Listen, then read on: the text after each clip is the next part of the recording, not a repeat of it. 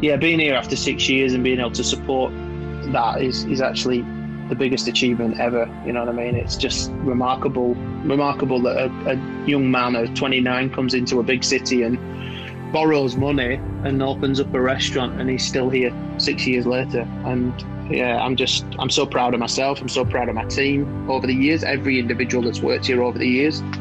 And yeah, long it continue, because we enjoy doing what we do and we enjoy making people happy. This is the Deep in the Weeds podcast. I'm Anthony Huckstep. Inspiration can come from many things. Creativity can be fueled by a moment in time, by a memory, from just about anything. Some chefs find inspiration in ingredients, in the season, in a cuisine, in their heritage. Some look further afield to take diners into a new realm. Nelly Robinson is a chef and owner of Nell in Sydney. Nelly, how are you going? Very well, Anthony. How are you? I'm good. It's good to have you on the show. You have quite an interesting approach to cookery at Nell. What's it been like, the journey of having your own restaurant and the way that you deliver your food, which is so left of centre compared to many chefs? Yeah, I think at the end of the day, I was 29 when I first opened Nell, which was a big, ballsy statement. I think, I was working abroad and in Europe, and I hadn't really worked in the city or in Australia that much. So I think when Nell came on the scene, I think people were a bit like, what the hell's this? And who's this 29-year-old bloke trying to do something different? And it felt like that at the start. But then once we settled into our traps and everything, we managed to open, and I still, not a lot of people know this, Anthony, I actually only had $2 left in my account when I actually opened the restaurant. So if people hadn't come, I would have gone, oh shit, I've got a big loan to pay off, and that's it. It was a bit like that. But luckily people came, and when we first opened, it was all about produce, which we still, we're massively into produce and where that produce comes from.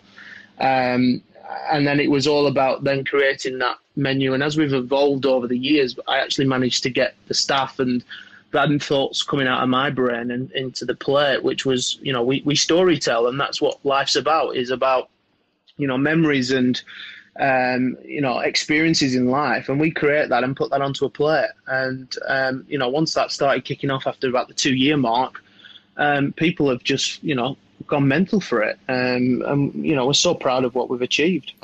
Well, I want to take a deep dive into the creative process that you have and telling that story on the plate soon. But take us back to the stories of when you were young. When did food become interesting for you? Well, I grew up in North Manchester, so Blackburn, a little town just north of Manchester, about 30 minutes north. And food wasn't anything in our house. My dad was a typical Northern English man. He was pies and sausage rolls and fish and chips, as the old stories that you get from England. And if you put caviar or anything in front of him, he'd just push it away and say no, thank you. So it was quite a remarkable upbringing. It'd be a sandwich for lunch, and that would be it, or a soup. And then around the age of 13, 14 at school, I had to choose my technology. And as people know me, I'm terrible with tools like, saws and drills. So I wasn't going to go down woodwork or out like that. And I enjoyed food and I enjoyed eating food. So I chose food technology, and I fell in love with the way that recipes came together.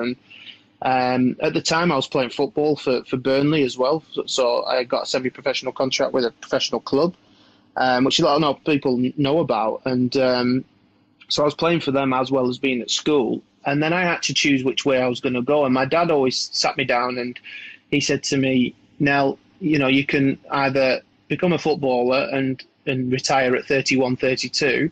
And he actually said this, Anthony. He said, or you can open your own restaurant at 30. And I went, and that's always stuck in my mind. So when I did it at 29, I actually went, oh my God, I actually had a moment when I opened it, and I was like, Dad, I hope you're proud. That's a big thing.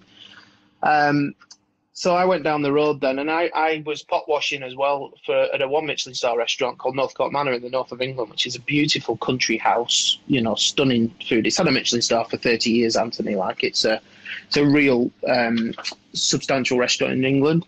And Nigel Howarth was my chef patron at the time. and he offered me an apprenticeship. And he said, look, now, come in. But then Craig Bancroft, who was the front of house manager, actually offered me a front of house apprenticeship because of my personality. So he said, what, come in. And I think I went there on work experience, but I went in as a front of house, not as a chef. And I managed to get like 150 quid in tips in 1 week, $300. And he turned around to me, did Craig, and he goes, my God, that's unbelievable. And I was like, oh, thank you very much. But food was always the passion because I was watching these guys every day when I was pot washing, and I could see the passion in the chefs. And at that time, Northcote had an unbelievable team. And a lot of them have gone on to open their own restaurants and got Michelin stars themselves. So yeah, it was an amazing experience. So I started at 15.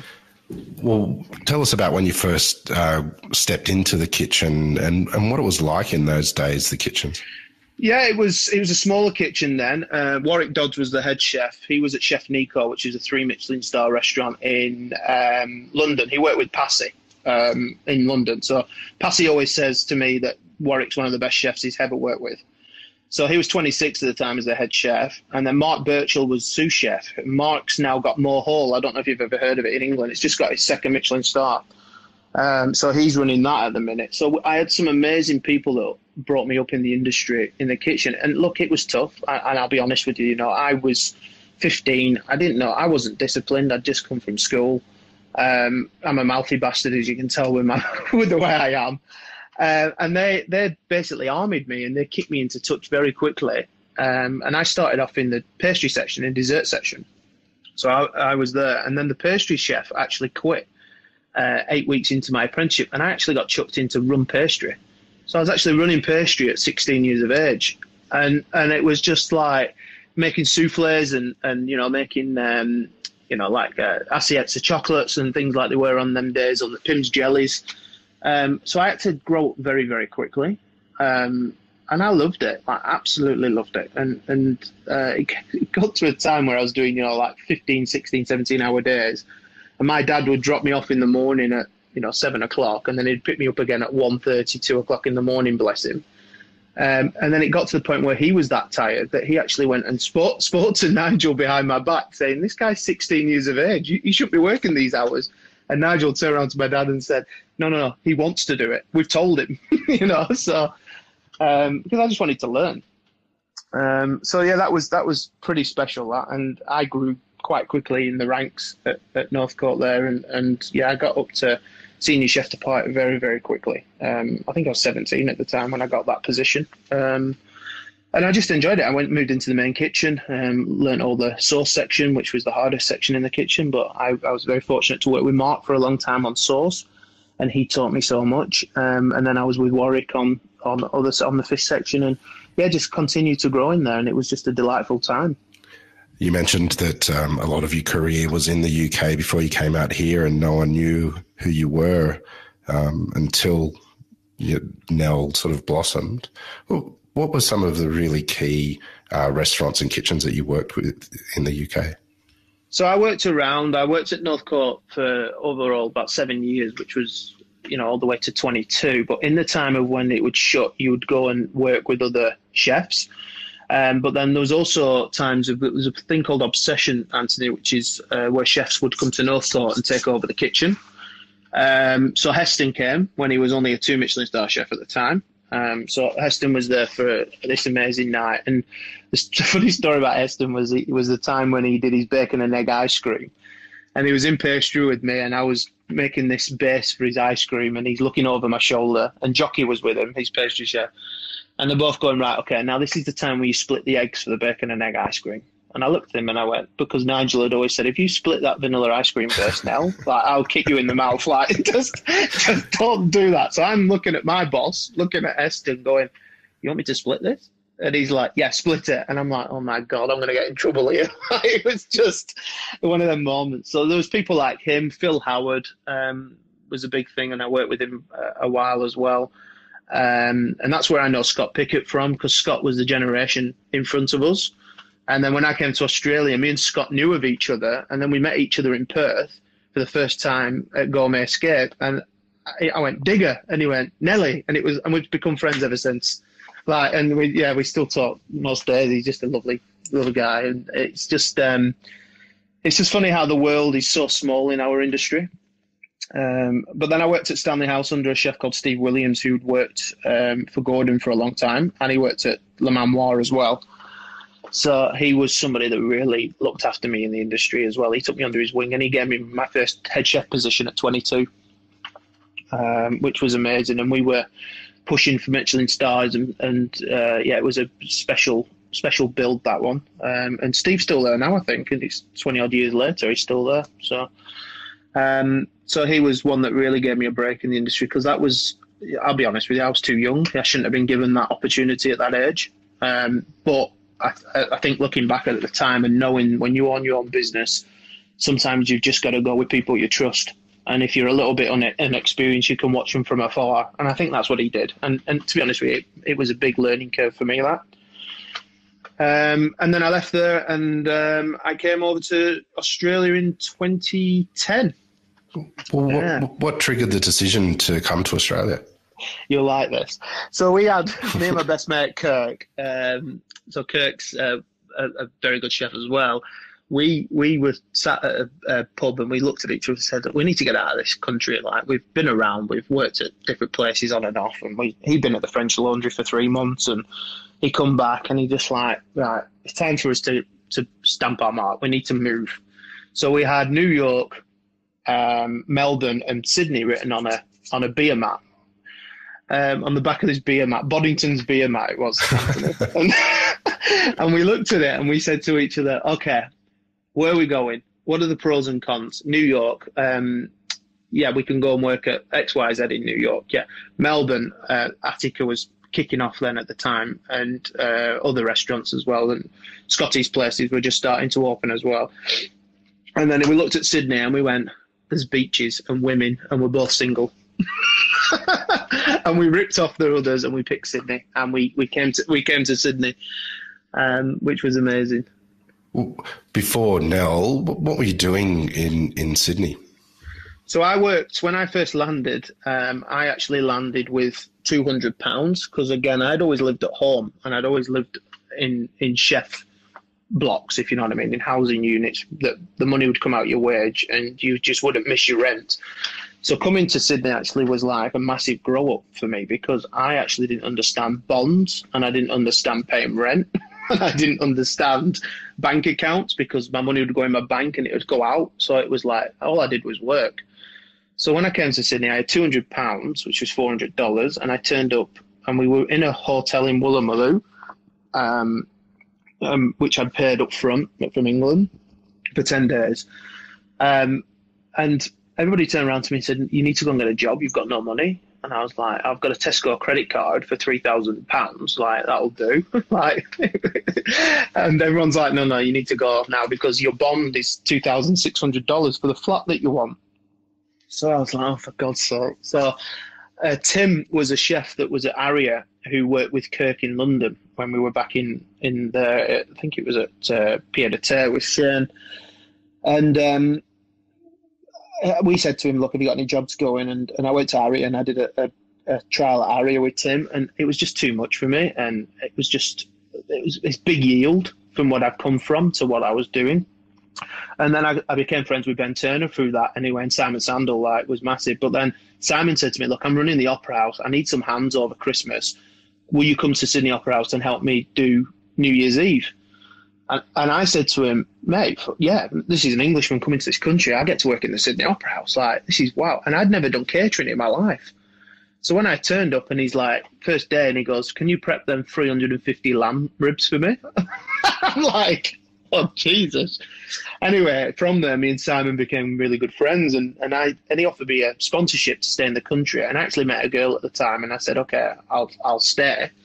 And I ended up running the Opera House for him with another couple of guys, which was amazing. And from there, I made some amazing friendships through that, of contacts of the catering industry, the events industry, but also some chefs as well that have become very close friends of mine through working through Simon. And Matt, obviously, he was Harriet Catering at the time. So we launched all of that for him. And then after 2 years, catering just got to me. It was just too much. I'm not doing what I do, and it wasn't precision enough, and it wasn't, technical enough for me. So I left, and I got offered a job in Hong Kong. So I actually moved to Hong Kong in 2013 to go and open St. Betty for Shane Osborne. So he rung me in Kirkhope and said, look, I'm opening this new restaurant in Central. Can you come and help me open? So we both said, well, you know what, I'm in a job that I'm not enjoying as much as I used to. He was at Mark at the time, and he just left Mark, and he said, yeah, I'm gonna leave as well. So I said, okay, well, we'll go. So he went ahead and started the start of it, and we were both offered sous chef positions at the time. And then I followed 4 weeks later. By the time I got there, Kirk had left because he just didn't like Hong Kong. It was too busy for him, so he went back to Brazil, I think, and then he went back to Sydney. And then I went to help Shane. And then same thing happened, we were offered a couple of flats and stuff. We never got the accommodation that we were got. And then we had to find our own accommodation. It was like $1,000 for the size of a shoebox. And I just turned around to my missus and said, look, let's do 3 months here and let's just go. Like, he's fine with it. Anyway, after 2 months, Shane said, there's no point you carrying on if you're not going to carry on here. And we were like, yeah, completely agree. So I went and helped Jason Atherton at 22 Ships for a month because I knew Jason from London. And I just said, I'll do a month for you and I'm going to go back to Sydney. But I ended up going back to England for 6 months and worked at a place called the Feversham, which was a 2 Michelin-starred restaurant in the north. And I went and helped a friend open that. And I actually spent some time at home and actually had Christmas at home. And then coming back from there, we came through Singapore, and the girlfriend at the time said to me, so, okay, who are you going to work for when you get back to Sydney? And I went, I don't know. So I contacted Martin Bennett, and he's head chef at the time, and they said, yeah, you can come in. And I said, you know what? I just want to do it myself. I was 28. And she goes, what do you mean you want to do it yourself? You got no money. And I said, I'll get some money. I want to do it myself. And I told her my vision, and she's like, yeah, let's do it. No problem at all. So I actually borrowed money from her house. She owned the house. So we borrowed money from that, and that actually gave us the money then to set up Nell. Wow. What was it like taking that risk and creating your own restaurant? Take us back to that period of time of what it was like building Nell. So the Nell, as it was before, you've been down, Anthony, a couple of times. The restaurant itself was actually a dungeon. It was actually a basement of a hotel. So there was when I walked in through the back door, it was cockroaches and rats. It was horrible. It was disgusting. Like, there was no entrance at the front door.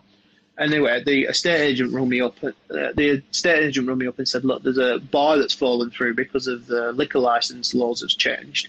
And there's a space going, and I think it's perfect for your restaurant. So I walked in, and I just had this vision straight away where the kitchen would go and where the bar would go, and how it would work. So I had a meeting with the landlord at the time, Alex Thorpe, and I actually walked in. I don't know why I did this, but I walked in thongs, shorts, and a T-shirt in this meeting, right? And I look back on this, and I actually get on with Alex really well now, and we laugh at it still. And he said, you just sat around this round table with 4 executives who were all in suits, and you're in shorts, thongs, and a T-shirt.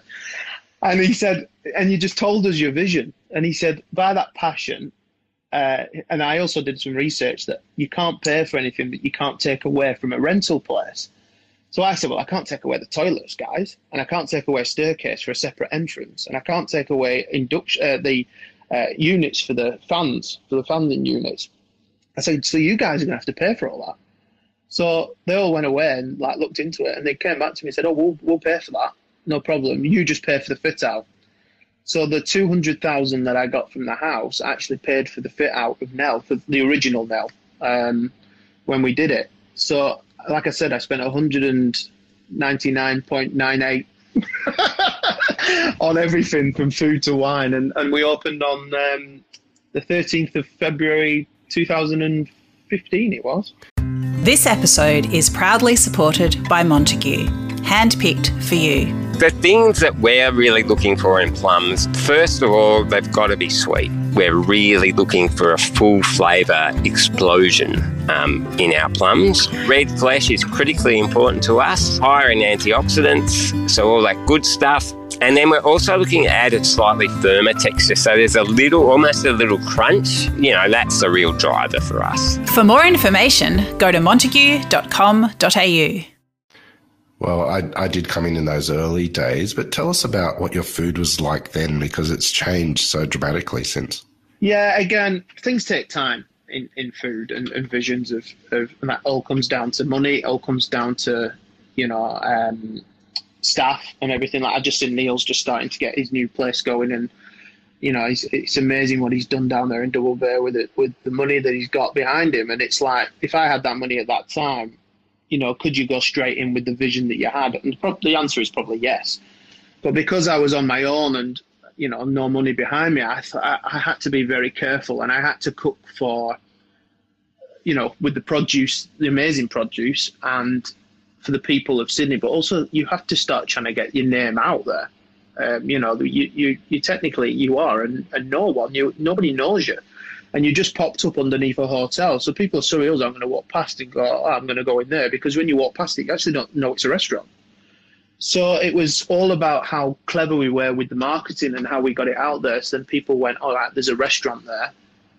Let's go, let's try it. And it was very traditional British cooking done well, differently at the start. And that's how me and Fabian did it. Fabian was the head chef at the time. He was with me for 4 years. German boy, really lovely. And so we had this vision together, and we said, you know what, we can do this by cooking well, but also getting the name out there slowly. Because if we went hard, honestly, if we went hard at the start, Anthony, I don't think we'll be here now. Because I think to sustain a good restaurant, you have to be patient, and you have to be careful, and you have to be well disciplined in what you do. And that's what I believe we're still here after 6 years.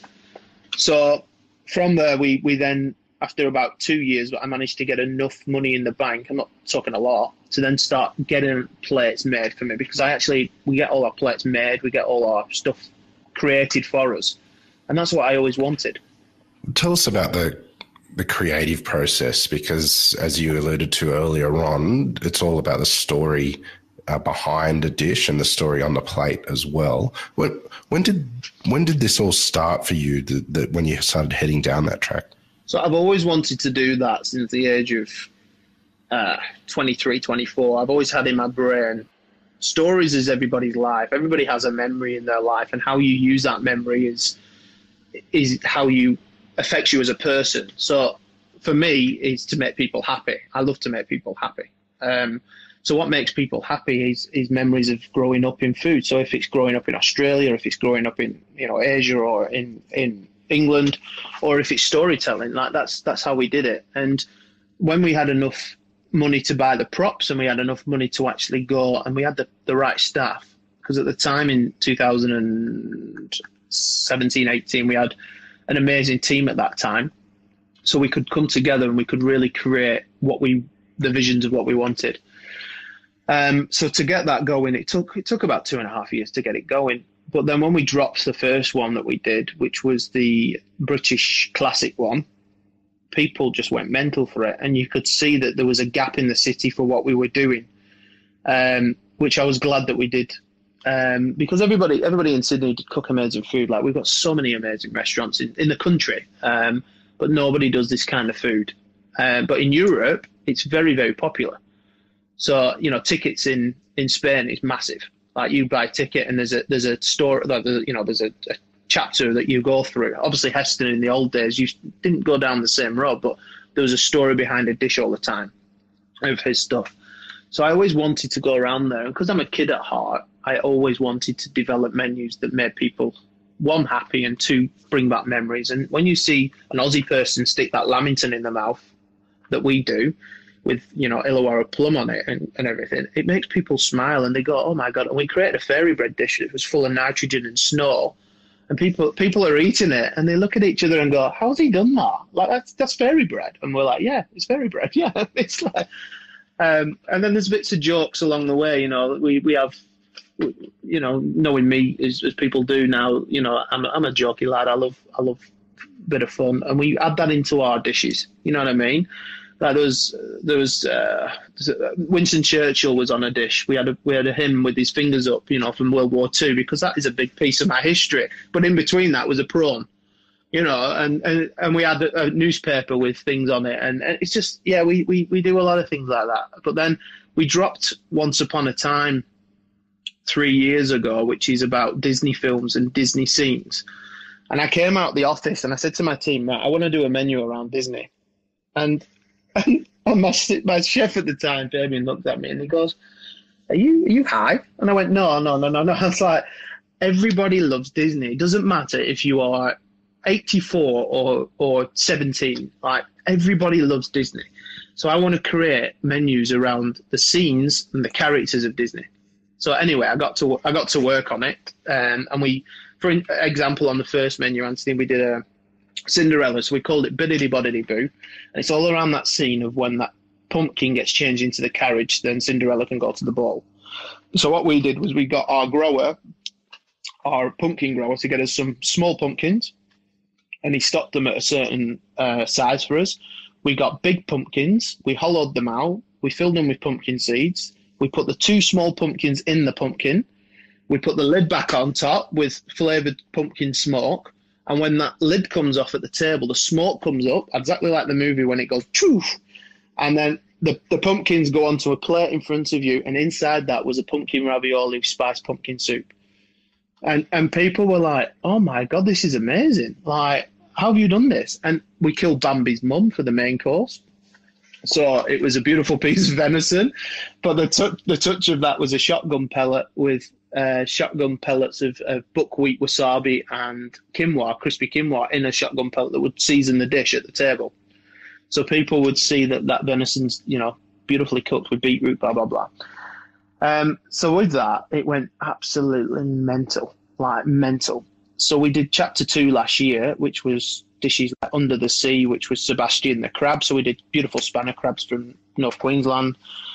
We cooked it, but then we created a bubble that would stay on the plate in a glass bowl, so you could see through it. And underneath was the crab with a roasted macadamia puree. But then on the top was these bubbles that were made of vinegar and tomato. So it looked like the ocean. And people would go mental for this. So we're just about to launch chapter 3, which is next Tuesday, all depending, but it's going well. We've just launched it. But some of the dishes we've got Pirates of the Caribbean on this one, which is Dead Man's Chest, and the dishes all around Davy Jones's heart, because his heart gets ripped out because he breaks his heart, and it gets put in that chest. So what we've done is created Davy Jones is a squid, and we've created squid which has been marinated in spiced beetroot, so it's gone red, and we've done black garlic emulsion and garlic chips, so it sits in a chest with pirate coins, and when you open that chest, again, that little bit of smoke or nitrogen, and you eat your kebab of squid. Tell us about the creative process to create these dishes. What sort of research, and take us to your place when you're creating them. Yeah, so my missus calls me a nutter, so but she gets me. So it's obviously she's married me, so she gets me. But we have lots of conversations together about what my ideas are, and she understands me. So for example, we'll go for the Once Upon a Time menu. I will watch films of that, and now I've just had a little one. It excites me again because I can watch them again with her. But I watch the films, and there'll be a certain scene that people remember, or I remember, that sticks in my mind. I jot that down, and then it's how you can create a dish around that. So it's flavors. What does it look like? How does that come to? So the Monsters Inc. dessert for the new menu, I'm obsessed with Mike Wazowski's eye. I love his eye. So I said to my pastry chef, Gavin, I said, how can we can create a dish around Mike Wazowski's eye? And he goes, mate, no chance. Right, we're doing 80 a night of this. He says, no chance, you need to get 80 moulds. They cost X, Y, Z. I was like, that's fine. So we've got a mould made for us that's going to be a sphere. And because he's green as a character, we've turned that eye into a white chocolate, roasted pine, and peppermint parfait. So on the top of that, I've covered it. We've got this floss machine, and we've made a floss of the colours of J.P. Sullivan, who is blue and purple. So we've covered the eye with JP Sullivan's Fair, because when they made Monsters Inc., the first time that they did 3D imaging of cartoons with them, the fair moved for the first time. So you could see it. So I was obsessed with the fair. So we've created the floss that sits on the top, which is made of sugar and blueberry and everything. But then we've created a green yuzu cucumber consomme that goes around the whole dish. So then that's the dessert. So when the waiters come out, we sit them down, we do a lot of training with them. That's how we explain it to them. This is how it needs to be said to the customer, because there's a story behind that dish. I'll be honest with you, Anthony, everybody doesn't get it. And that's fine, you know what I mean? Because some people want to go out and just have a nice piece of pan-fried fish and vegetables. But people that research, when they come here, they actually understand, oh my God, there's a story behind this. It's actually quite exciting. And from minute one all the way through to the last dessert, you get that story. So the last petit four is creme de la Egder, and it's all about when Egder in the Aristocats, he's making that milk for the cats because he wants to steal the money from them, so he wants to get rid of them. So he puts the sleeping pills in the milk. So we've created a bomb of a milk that's with the flavours of cinnamon, nutmeg, mace, and it's rolled in biscuit because the mouse comes out and dips his biscuit in the milk. So it's all about that scene. So that's where it comes from. Have there been any sort of disasters in this sort of creative process? And, are there challenges involved in keeping the integrity and flavours with such creativity? 100%. And that's the first thing that comes across. It's got to eat well. It's got to balance well. So that's what we always look at first, and then we look at your props and what we can serve it in afterwards. There's been a few disasters Custer has along the way. Across the 20 years of cooking, there's been a few disasters. But, we create a dish, and I think we did one for Lion King and the first menu, and it was about African flavours.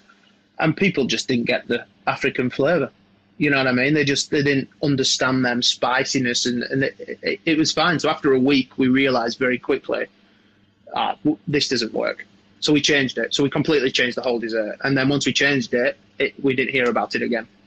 But again, we take criticism very, very on board here. We're not a restaurant that's arrogant that goes, you know what, if you've got an opinion, I don't care. You know what I mean? We listen to people, because at the end of the day, if you hear, there's a rule in our restaurant. If you have a complaint about something 3 times, we change it. Doesn't matter. So we look at it and we change it, because 3 people are going to say it, then there's going to be more people that say it along the way. So you've got to be also very open to changing things. You've just flown back into a kind of a soft lockdown in Sydney from New Zealand. What was it like to get away for the first time in ages? And is an international Nell something that you have thought about? Yeah, for first part of the question, family. I just had a little girl, Lottie, J. So she's 3 months now, which opened your eyes massively. And Danielle's from Mount Albert in Auckland, so we went back and saw the family and the grandparents. So to see them for the first time in 15 months was very, very exciting, since the wedding last year, actually. But typical me, while I'm there, I'm scouting around. I rented a car for 3 days, and I actually went round all the suburbs in Auckland, because we're going to open Nell there next year. Wow. So that's actually happening. So we see a gap in Auckland's cooking scene, what we saw in Sydney at the time of the same storytelling, the same everything, but amazing produce over there. And, again, there's going to be their own challenges over there as well, with, less people living in the city. So we're going to have to get better, the staff and all that. But it's a challenge that I'm really excited about. And, we're looking at different avenues and different sites at the minute, which is very exciting. So, we're looking at maybe April next year, or we'll probably leave it till maybe August or something, if we don't want to rush it. But there's no rush. There is no rush at all. But it's definitely going to happen next year. With this level of creativity that you have and the brand that you've built, has the last year and a half changed the way you operate and see your business? Yeah, we were fortunate, Anthony, actually last year, because so many restaurants struggled last year through obviously reasons that we know, and I don't like the word, so I don't use it. So I find it so negative, so everybody gets down on it, so I don't use it. But We were quite fortunate because we actually had our best year in revenue last year than we've ever had. And that was, I think, due to, we shut for 11 weeks in March. I just got married and got back and I had to shut the restaurant. It was the most weirdest time. And we locked down. We did these takeaway boxes. So we saw on the news, I saw on the news that old people couldn't get to the supermarkets because they were scared. So we ended up doing food boxes at Nell that we launched them very early, where we would deliver them to people that were really struggling to get out. So in there, we did recipe cards and raw foods for people to actually cook at home because people were bored. So we ended up doing that for about 6 weeks, and then I actually got bored and realised I'm not a courier service when I nearly got stuck in Bondi one day. And I said to Danielle, I said, you know what? When in 20 years have I managed to sit on a couch and actually relax for 5 weeks? I said, I don't think I'm going to have this opportunity again. And at the time, we had 3 sponsored staff in the kitchen, and obviously our mate ScoMo said, if you're foreign and you don't have a visa, go home, which is the worst thing he ever said. My staff, you can't lose your staff, and that's your head chef, your sous chef, and your senior chef de partie from your kitchen. So I ended up paying them for 5 weeks, 6 weeks, and I just paid them. And I said, you don't need to do anything. I'm not going to take your holidays off you. Just go home, have 6 weeks off, enjoy yourself, and then let's get back. And we open up again, and we go hard again. But again, we didn't know how long it was going to be at that time. But anyway, it worked out to be 6 weeks. We opened up with the best dishes of Nell over the course of, so we did a bit of an Instagram to our followers and said, you know, what are your favourite dishes over the last 4 years? And then we worked it out. We put a menu together and we sold out that menu. We ran it for 6 weeks and we sold it inside 3 days of opening, which was amazing. So that showed to us that the people that come here for most menus missed us when they were locked down, which was amazing. And then we went straight into the Once Upon a Time Chapter 2, which went absolutely mental. We were doing 80 covers every night, Tuesday, Wednesday, Thursday, Friday, Saturday lunch and Saturday night. And then we rolled into Christmas. And it was just like, wow, okay, we've had an amazing year. But then you're hearing of your mates that are shutting down restaurants, and I just don't talk about it because it's just so sad. But as an industry, we're hitting a different kettle of fish now, and that is all staffing, isn't it? I'm very fortunate. I've got amazing staff here, and I've got a lot of loyal staff, so they've stayed. But other restaurants are now struggling because we don't have that foreigners that are coming in that are taking certain jobs, you know, and there's not enough people in the city to take them jobs with the restaurants, you know. So it's a different task now, which is a bit different time. But anyway, we'll crack on. We'll come together and we'll just keep going. With time, you've been able to build the restaurant that you've dreamed of building. What are you most proud of in your career? So another thing I'll just tell you as well, we're redeveloping the restaurant, Anthony, in October. So I'm ripping it out. So I'm ripping the toilets out, and I'm ripping the office out where I've got my office, and we're actually going to make it. Danielle's Danish, Danish Kiwi, and she's got this Scandinavian style of design that is unbelievable. So we're going to actually make it a little bit more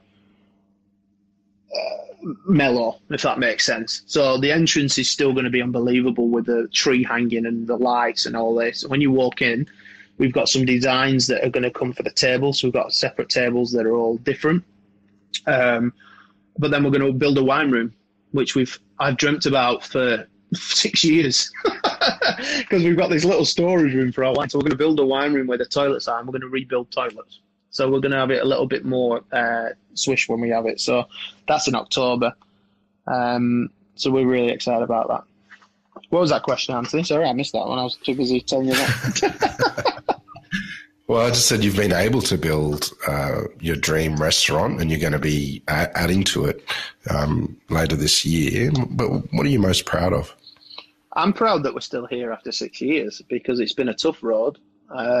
You know, it's been tough Sydney crowd is a tough crowd to crack, and you know, and people, but especially not knowing me who I am, I think was a very big thing. But now people are understanding us. You know, it's become very successful that we just want to continue wowing people. But yeah, being here after 6 years and being able to support that is actually the biggest achievement ever. You know what I mean? It's just remarkable remarkable that a young man of 29 comes into a big city and borrows money and opens up a restaurant, and he's still here 6 years later. And yeah, I'm so proud of myself. I'm so proud of my team over the years, every individual that's worked here over the years.